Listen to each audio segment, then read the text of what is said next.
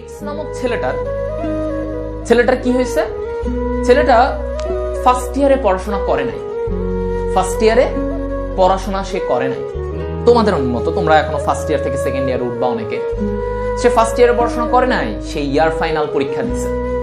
Year final পরীক্ষা দেওয়ার পরে সে যে তোমাদের ইয়ার ফাইনাল হয় না ইন্টার ফার্স্ট ইয়ারের পরে হয় কিন্তু কলেজে। এই পরীক্ষা দেওয়ার পরে সে দেখলো যে সে তার পজিশন অনেক পিছনে,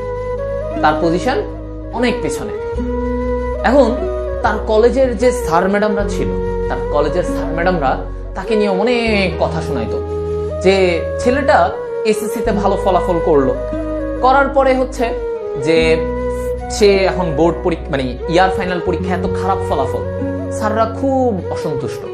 স্যার বলো ম্যাডাম বলো, তার বায়োলজির ম্যাডামরা, হ্যাঁ তার অন্য কেমিস্ট্রির স্যাররা সবাই বলতেছে কি ব্যাপার, তুমি পড়াশোনা ছেড়ে দিছো, তুমি এত খারাপ স্টুডেন্ট কবে হইলা, পড়াশোনা করো না, কি করবা, বড় হয়ে কি এটা হবা ওইটা হবা, কি করবা, বড় হয়ে তো কিছু করতেই পারবা না, বুয়েট মেডিকেল তো পাবাই না। তাকে নিয়ে অনেক কথা, অনেক কিছু শুরু হয়ে গেল। তার ক্লাসমেটরা তাকে বলতেছিল যে কি ব্যাপার, তোর এই এত অবনতি কেন, হ্যাঁ তুই তো একটা সময় ভালোই রেজাল্ট করতেছিলি। ফার্স্ট ইয়ারে সে ইয়ার ফাইনাল দিচ্ছে। তো তুমি চিন্তা করো এই বয়সটা না এতগুলা কথা শোনার মতো ধৈর্য খুব কম মানুষের থাকে, তাই না? এতগুলা টিচার বলতেছে, বাবা মা বলতেছে, তার ফ্রেন্ডরা পর্যন্ত বলতেছে কি ব্যাপার তুই এরকম অবস্থা কেন, এই খারাপ রেজাল্ট, এই সেই অনেক কিছু বলতেছে। এখন ছেলেটা খুব কষ্ট নিয়ে ছুটিতে আসছে বাসায়। ছেলেটা মেসে থাকতো, ছুটিতে আসছে বাসায়। ছুটিতে আসার পরে তাকে হচ্ছে মানে তার বাবা মা, তারপরে তার এটা তার আত্মীয় স্বজনও জানছে, তার মামা খালা তারা সবাই জানছে। তারা জানার পরে না তাকে আবার বাসায় আসছে, কি পড়াশোনা করো না, এটা করো না, তুমি খারাপ ছেলে হয়ে যাচ্ছ, অনেক কথা।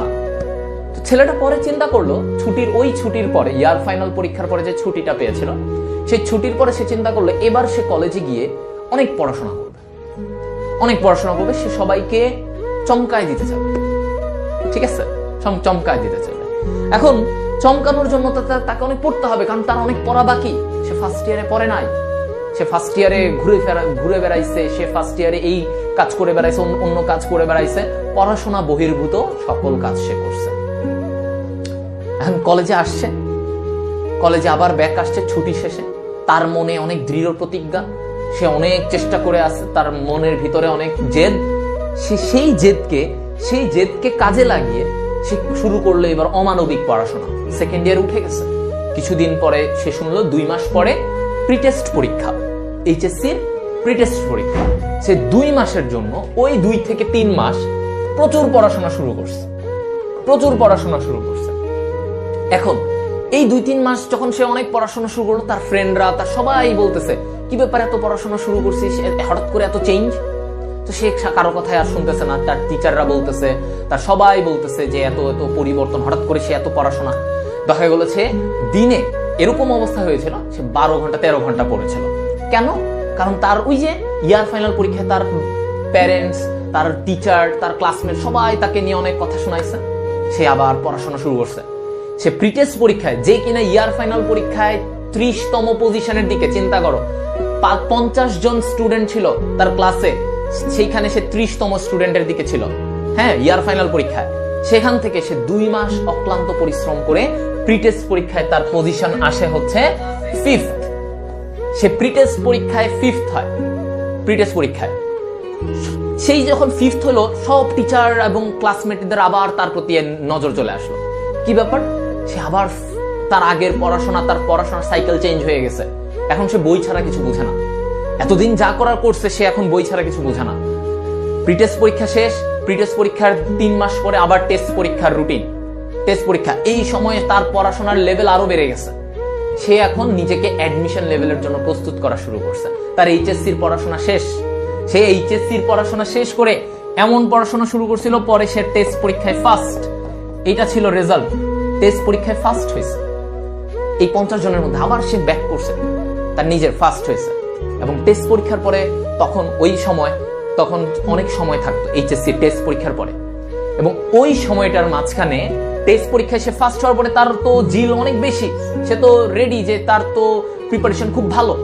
এবং ওই প্রিপারেশনটাকে আরো বাড়ানোর জন্য সে গ্র্যাজুয়ালি অ্যাডমিশনের প্রস্তুতি নেওয়া শুরু করে। তার ইচ্ছা ছিল মেডিকেল, সে মেডিকেলের ইচ্ছা নেওয়া, সেই স্বপ্ন পূরণের জন্য সে প্রিপারেশন নেওয়া শুরু করে। এবং ওই প্রিপারেশন নিতে নিতে সে বিভিন্ন বই, অ্যাডমিশন লেভেলের পড়াশোনা সব কিছু পড়া শুরু করে দেয়। তার ফ্রেন্ডরা সবাই দেখে যে কি ব্যাপার, সে হাতে তার বিভিন্ন বই, আগে তার হাতে একটা বই দেখা যেত না, এখন তার হাতে এক সাবজেক্টের 3-4টা বই দেখা যাচ্ছে। সেই বই নিয়ে ঘুরতেছে। সে বায়োলজির জন্য, মেডিকেল অ্যাডমিশনের জন্য বায়োলজির 3-4টা রাইটারের বই নিয়ে ঘুরতেছে। সে বিভিন্ন ভর্তি গাইড এগুলো নিয়ে ঘুরতেছিল, ঠিক আছে। এবং পরবর্তীতে সে এইচএসসি পরীক্ষা দেয় এবং সে এই অক্লান্ত পরিশ্রমটা ধরে রাখে, সে ঢাকা মেডিকেল কলেজে পায়। যার কথা বলছিলাম সে আমি ছিলাম। 2016 সাল, ঠিক 2016 সালে তোমাদের মতো অবস্থা থেকে আমি গ্রো করছিলাম। পুরো ফার্স্ট ইয়ার ফাঁকিবাজি করার পরে ঠিক এই জায়গাটায় এসে গ্র্যাজুয়ালি নিজেকে রাইজ করছে, ঠিক আছে, নিজেকে রাইজ করছে। তো আমার ব্যাপারে এমন ছিল না যে আমি ভাইয়া একদম ইন্টার ফার্স্ট ইয়ারেই ফার্স্ট বয় ছিলাম, ওইখানেই সেকেন্ড বয় ছিলাম, এরকম কিছু ছিল না। অনেক ফাঁকিবাজি করে ফেলছিলাম, কিছু ভুল ত্রুটির কারণে অনেক সময় দেখা গেছে এটা করছি। কিন্তু এরপরে নিজেকে টাইম দিছি, নিজের পড়াশোনার পিছনে টাইম দিছি, নিজের অনেক বেশি পরিশ্রম করছি, যার কারণে আজকে পরবর্তীতে আমার গ্র্যাজুয়ালি নিজেকে উপরে উঠাইছি। সো তুমি যদি আজকে যারা এখানে আসো 23 ব্যাচের, তোমাদের সময়টা হচ্ছে ওই যে ঠিক যেই সময়টায় আমি পড়াশোনাটার একটা টার্ন করছিলাম, আমার পড়াশোনার চাকাটার গতিটা যেখানে উল্টা দিকে যাচ্ছিল ওটাকে আমি সোজা দিকে আনতেছিলাম, ঠিক সেই সময়টাই তোমরা প্রত্যেকে এখানে আসো। এই সময়টার সময় যদি চাকাটাকে ঠিকভাবে না ঘুরাও, এখনো যদি উল্টা দিকে ঘুরতে থাকো, পড়াশোনায় এখনো ওই সেম ঢিলামি, এখনো মনে হচ্ছে যে আজকের পড়াটা কালকে পড়ি, কালকের পড়াটা 2 দিন পর পড়ি, এই পড়াটার ফ্লোটা যদি এখনো এরকম থাকে, তাহলে ভাইয়া দিন শেষে তোমার অবস্থান তুমি নিজেও খুঁজে পাবা না। আমার সাথে আমি কামব্যাক করেছিলাম, সেই দিনের পর থেকে কামব্যাক করেছিলাম, কিন্তু এমনও আমি কয়েকজনকে দেখেছিলাম, আমার সাথে অনেক 1-2 জন ছিল যারা ওই সময়টায় কামব্যাক করে নাই। তারা ভাবছে আর 4 মাস পরে করবো, আরে অ্যাডমিশন তো আছে। এই যে পরে কামব্যাক করাটা, আর এই কামব্যাক হয়ে ওঠে না, আর তোমারও ওই সেম লেভেলেই তুমি থাকবা। তো এই কারণে তোমাদেরকে বলছি যে এখনো সময় আছে, এই সময়টা থেকে কাজে লাগাও। যদি এই সময়ের পরে গিয়ে তোমার মনে হয় যে ভাই আমি চেষ্টা করতেছি কিন্তু আমার তবুও হচ্ছে না, তবুও ধরে রাখো, অ্যাডমিশন পর্যন্ত ধরে রাখো। তারপরে যদি তোমার না হয়, ভাই আমার তাও হচ্ছে না, আমি এত চেষ্টা করলাম, তাইলে আমাকে বলো যে ভাইয়া আমি অনেক চেষ্টা করছি কিন্তু হয় নাই।